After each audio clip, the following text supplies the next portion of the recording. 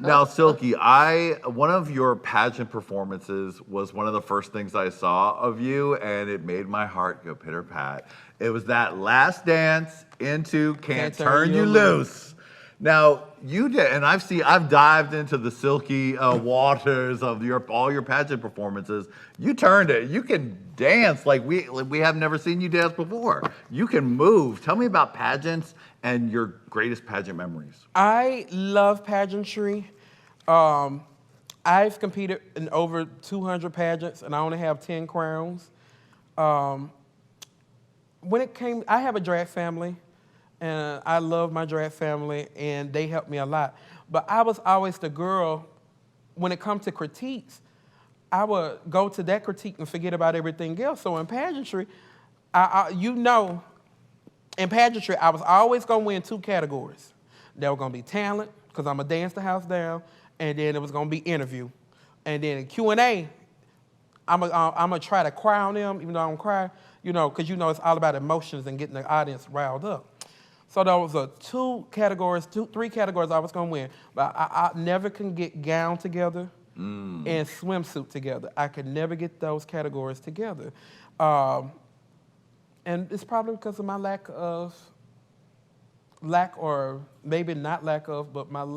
fashion, my fashion sense. I'm very simple. You see what I'm got on? It's elegant. But in the fashion world, this is not high fashion. This is old school drag, it's old school drag, and that's what I love. So my favorite memory in pageantry would have to be when I did Continental that first time. I got second alternate and lost the pageant by 2 points. And it was the greatest memory because doing that pageant, I stopped competing the year before. And in pageantry, everybody tell you what you need to do. But what I realized, everybody got opinion, but ain't nobody got no money. So y'all telling me what I need to do. I'm losing the pageants and my money. Because the reality of it is, I had a 9-to-5 that supported my drag. So I never really needed the sponsors or anything. I always sponsored myself. So I would go do these pageants, lose. It would get to the point where I'd be like, oh, I see where it's going. I'm first alternate. Where my envelope? I mean, on stage like that, where's my envelope? Give me my envelope. I need my prize money. And I got first runner-up in a lot of pageants, a lot. But I did Continental, and I was a newcomer. I had only been doing drag like 4 or 5 years, like 4 years at that point. It was only 4. So newcomer, competing against girls that's been doing that pageant for 20 years. And I go in, and I shake the table. I even got third in swimsuit that night. Yes. Because I had put it on there, and I had shook them titties walking down the stage, and they lived the green swimsuit. So that's my fondest memory, and it's my greatest memory because doing that pageant got me on RuPaul's Drag Race. Because when I got the first call about being on Drag Race, they complimented everything that I had in that video from the pageant. They loved the blue, they loved the swimsuit, they loved all of that. And so, I guess, I don't mean to segue, but to you girls that are out there that just want to get on Drag Race, you're missing out on wonderful opportunities that can prepare you for Drag Race. Because I went to Drag Race, auditioned one time and got on. And had I not done Continental, I would have said that I don't think I would have been prepared for Drag Race the way I was. Because the harsh reality about it, I wasn't a girl that spent thousands and thousands of dollars to get on RuPaul's Drag Race. Everything you saw me wear, except 3 things, came from my closet. And so, I made it to the top 4 off everything that I had in my closet. So that means that I was doing some type of drag work, or somebody was liking this old school drag, But that's the reality. So you young girls out there, make sure that you're just taking advantage of every opportunity. Do these pageants, even if you ain't a pageant queen, go shake it up. Because I'm not like a Brooklyn Heights or a Coia. Those are like true pageant queens. Because they have the poise, the elegance. I would, like the Munch Munch Crunch Crunch. Yeah. I would walk in a pageant. Good evening, ladies and gentlemen, my most honorable panel of judges. Representing Miss Latina Continental Plus, I go by the delicious name of Silky Nutmeg Ganache. Sit back, relax, and enjoy the show. And to the girls in the back, and I would turn like this. And I would stare and wait a minute. Because the audience get all really concerned then. They get to looking. Much, much, crunch, crunch, Silky Ganache is here to eat the lunch. And the crowd would go, wow. So, like, that's where that came from. Like, Yes. So, you know, like. That is the tea. I would go shake it up with what I did. Like, Yeah. I don't know if I'm a true pageant queen, even though I like to consider myself one, because I invested a lot of money into it. But at the same time, like, it's what's gotten me where I am today. Yes. Well, munch, munch, crunch, crunch. You should be following us after lunch on all your social media at Qween TV. Right, Lady Red? That's right, baby. Check us out. Yes. Now, Silky, it's time to start our engines and get into it. Get into it. And we're going to get into your time on RuPaul's Drag Race, sweetie. You Oh, came Lord. and shook the table. Honey, I think you might have broken the table. I'm like K. Michelle say, I didn't come to shake the table, I came to break it. Yeah. That's what I did on Drag Race. Now, you had maybe tried to put in a tape once before, but it was late, right? What? Not really, because it was 6 minutes long. Yeah. And it was like way past the deadline. 2 weeks late. I said, oh, I'm this sick, and they're going to see this a little bit, and they're going to want it. I didn't put any effort into it. It wasn't like nothing.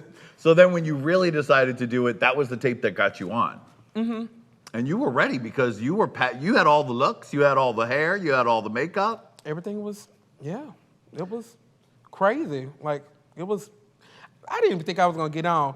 I really did that audition tape for and giggles. I said,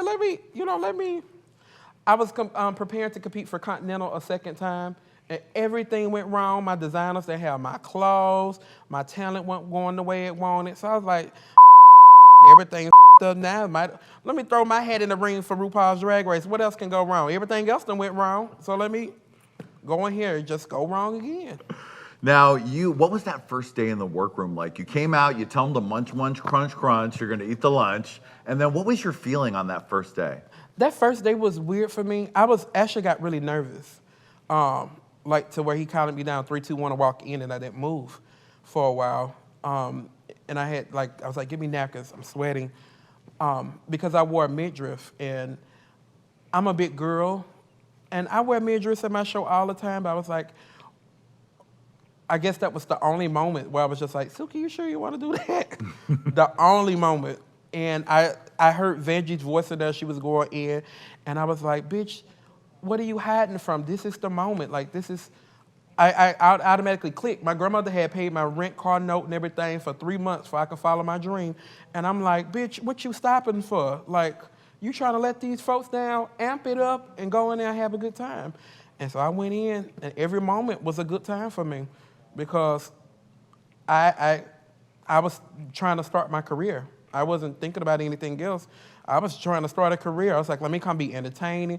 Anything the producers ask me to do, I'm gonna do it. They'd be like, y'all gonna have a boring season every morning? And I'd be like, yeah, not on my watch. I'm about to go in here and turn the party. They was like, always like, amp it up. And I was already on 1,000. They should never told me that, because then I went to 3,000 on the Right. Because I remember you talking about that before, that there was pressure from the producers to really make it big. Do you ever watch it back and feel like, oh, that was too big? I don't watch it. Uh-huh. It's almost like PTSD. I don't watch it. You're not the first person to say that. No, because I attempted to watch episode 2, and it was on a plane, and I got so upset that I was just like, I can't do it. Like, so I don't watch it anymore. Episode 2 is where everyone questioned me, like, as a leader. And it's kind of what everything boiled down to in her. I'm a victim of racism from this show because some of the white girls said that Silky was annoying, that everybody hated me. Right. And the reality of it is, they wasn't even on the show long enough to know if I'm annoying or not. Because they was there and they was gone, you know? And then everybody, because, you know, I was projected to be the fan favorite, remember? Right. Before everything, and then all of a sudden, oh, we hate Silky, she's annoying, and she took our time.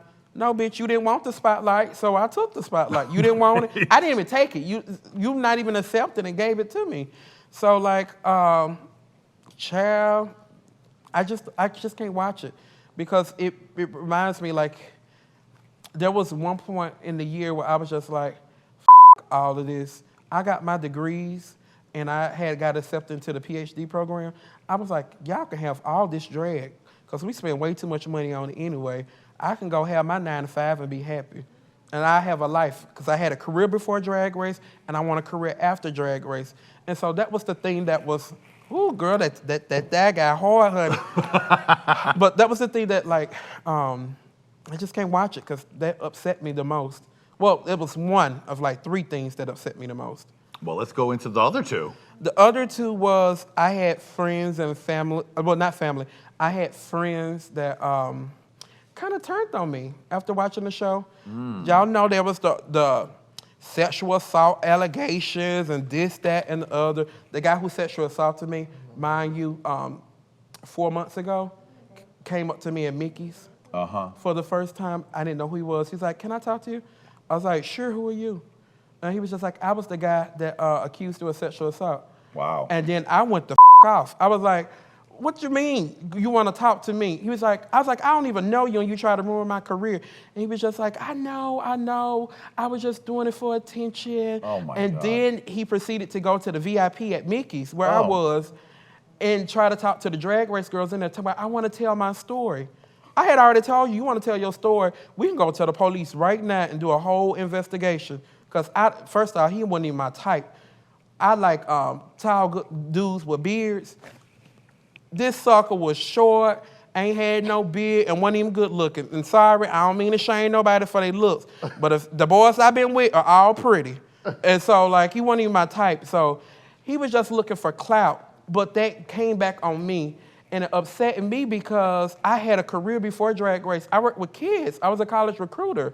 And if I ever got out of drag, which I do plan on going back to school for my PhD in January, I was like, I need my livelihood. And you try it so hard. Mickey's, the management ended up taking him out because I began to get hysterical, like to where I'm not a crier, but the tears had started coming. I didn't even know where.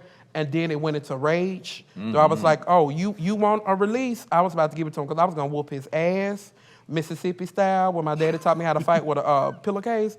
Wait, hold on. Mississippi style with a pillowcase. That's something you need to learn. My daddy had 12 brothers and sisters. Yeah. You mess with one of them, just know you're going to get a pillowcase on your head and you ain't going to know who did it to you. So this is what he was about to get.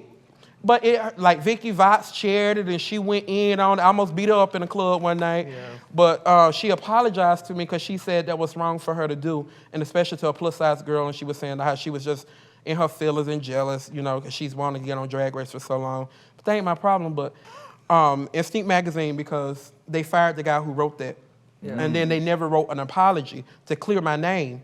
But basically, I had like people that I considered in my drag family was sharing that video, saying, you know, I didn't know it would be her, but dang, this is crazy. You know, like that hurt me because when a friend drink and drive, it's almost like this, just using it for a scenario. When a friend drink and drive, you can't be surprised if they hit something. You know why? Because you knew that friend was a drunk and you ain't stopped it. So when people have characteristics about it, before leading up to something, they have those characteristics. When have I ever had the characteristic of like sexually assaulted anybody? Because truth be told, before Drag Race, I didn't have sex for 2 years. And after Drag Race, I didn't. Hell, I'm on a drive right now. I ain't had none since Thanksgiving. So like... Oh, Lord, please. Oh, we really need the lap dance today, Lady Red. Silky, she's earned it.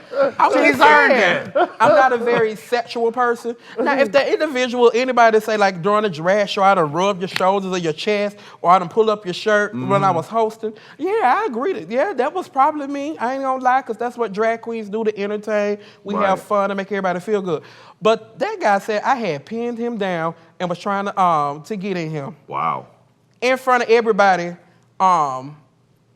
First he said I was at Market Days in Chicago, and I was just like, I was in Indiana. Then he said I was in Los Angeles trying to bring Mayhem Miller in it, and she was just like, no, that ain't even Silky. So it's like, everybody did everything they can to try to ruin my reputation, episode 1. Right. And I'm just a little boy from Morris Point trying to be ready. Yeah. Enjoying, appreciating the opportunities. Like when Miley Cyrus got on my back, I asked her first, But of course you ain't gonna see it, they ain't gonna show that. But I was like, girl, you'll jump on my back, you'll twerk with me. Like, we had a good time, and everybody else, they didn't know what was going on. They just seen me twerking and having a good time with a camera person because that's usually what I do. I was fun on and off set. Like, the PAs and everything, I had a wonderful time there. Like, I was humbled to be there. And I just wanted to have a good time.